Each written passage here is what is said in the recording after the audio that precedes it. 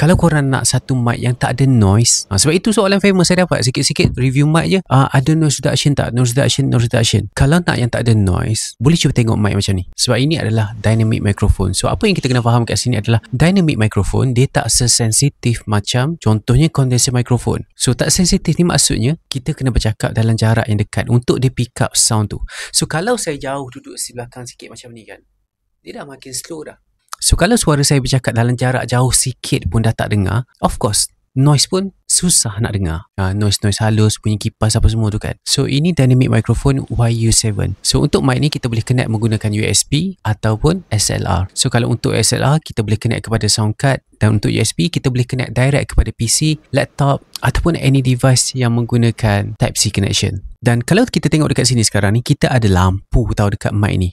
So kita ada lampu dekat sini dan kita ada lampu dekat bawah ni. Lampu dan juga knob ni dia cuma berfungsi kalau kita connect menggunakan USB cable. Kalau connect menggunakan XLR cable, segala control pergi kepada kita punya audio interface ataupun sound card tu. So dekat sini kita ada satu knob untuk control volume mic, dan kita ada dekat bawah ni knob untuk control reverb. So kalau korang nak menyanyi, kita boleh turn on kan reverb kat sini just by pusingkan knob dia.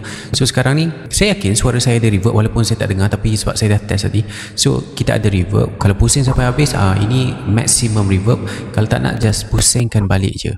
Dan dekat bawah ni kita ada satu button, kita just tap je, kita ada mute button, dan dia punya RGB ni akan bertukar jadi warna merah. So warna merah maksudnya mic tu tengah mute. So dalam kotak korang akan dapat mic ni, stand dan juga kabel USB. Dan dekat bahagian bawah mic ni kita ada XLR port, dan kita ada USB-C port untuk connectkan mic ni. Last sekali kita ada audio jack untuk connect kita punya headphone ataupun speaker. So maksudnya boleh cucuk headphone ke sini terus, boleh playback audio daripada device kita, ataupun kita boleh dengar balik suara kita. Untuk sound quality dia kurang menepati taste saya tau. Dia agak mendap mic ni, tapi kalau korang rasa macam sound dia okay, then maybe boleh check back kuning. Sebab saya bukan nak kata sound dia buruk tau, just tak menepati taste saya. Dan untuk angle mic ni kita boleh adjust dengan kita pusingkan skru dekat sini. So bolehlah nak letak menegak ke, nak letak condong ke macam ni. Still saya boleh kata bagus sebab kita ada dua cara connection, dan cara nak guna pun sangat-sangat mudah setup. Basically kita apa yang kita perlu dia dah bagi dah semua. Kalau berminat boleh check back kuning.